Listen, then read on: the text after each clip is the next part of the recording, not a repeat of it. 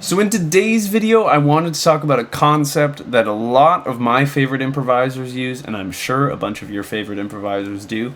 In fact, it's not even just something that improvisers do, it's something that is written into songs and melodies that makes them way more satisfying to listen to, and it's this really simple thing that I think a lot of students maybe don't pick up on because we're so worried about getting our scales and our arpeggios down, which of course is a wonderful thing to do, but this is just something that'll add some musicality to your improvisations as well as just kind of a sense of architecture.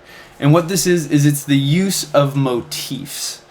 And what a motif is it's like if you think of Beethoven's Fifth Symphony, da da da da da da da da da da da da da da da da.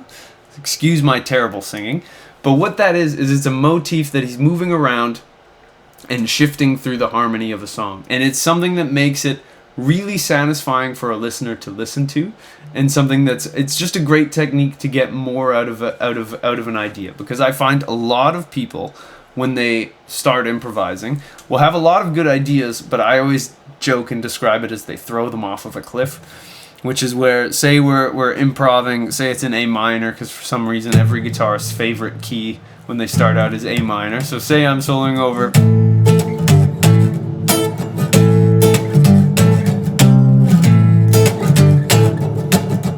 and if I was an intermediate improviser, I might play.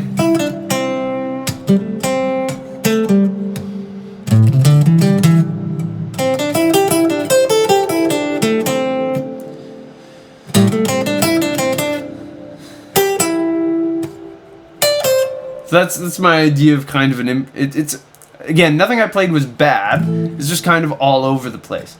But one thing that makes things really exciting to listen to is having a motif that you repeat. And so one way to think of a motif that's possibly the most actionable way to think about it is I think of them as shapes. So if I played a melody that went ba-da-da-da, da-da-da-da, so it was low, highest note, second highest note, third highest note. So if I thought about da-da-da-da, I could repeat that da-da-da-da, moving down the scale or going up the scale. So to give you a practical example of what that might sound like, again, let me just hit a quick.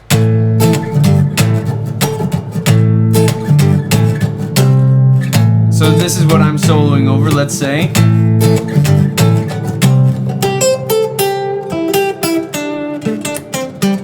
And I changed it a little bit on that last one.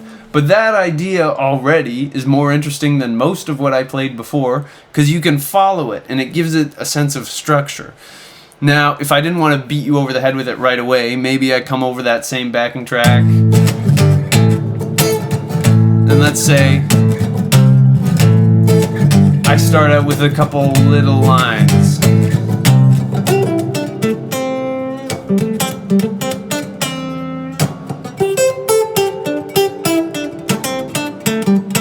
And again, I changed it up a little bit at the end, but that cool bit, it's a cool little line. What's maybe another one?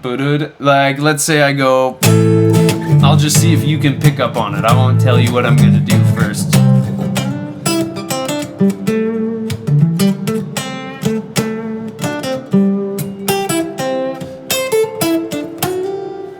So,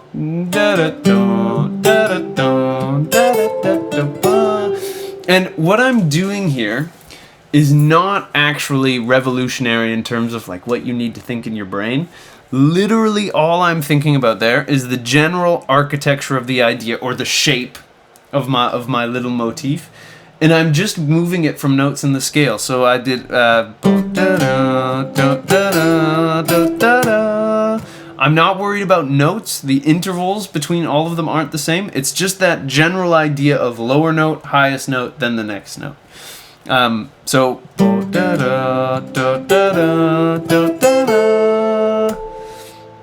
or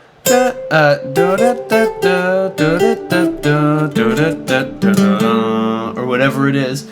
I'm just dealing with these kind of big picture shapes, and I'm dragging them through whatever it is I'm playing over. And you can do this. So that was an example where I'm only using notes from the A minor pentatonic scale.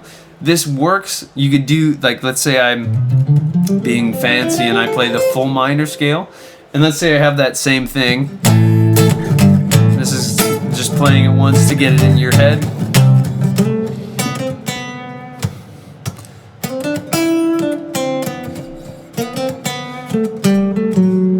I threw in a Dorian note there, but that's okay. So da da da da da da da da da. There, I kind of changed it a little bit. What's another one I could do? Da da da da da da da da da da.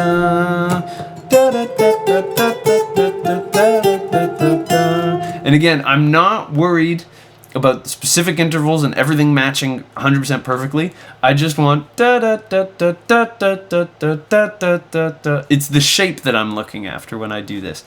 And this is something that if you latch onto it, can really help your improvising or your melody writing feel a lot more coherent and like things are involved, rather than it sounding kind of like a bunch of... Because again, the first example I played where I was mimicking an intermediate guitarist, and again, a lot of my students have good ideas when they're improvising, but they don't necessarily recognize them, and they don't hang on to them. Like hanging on...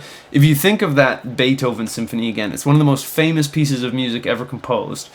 And he really just takes da-na-na-na, da-na-na-na, da-na-na-na-na-na-na-na-na-na, da-na-na-na-na-na-na-na-na-na, da-da-da-da, and then it changes a little bit at the end.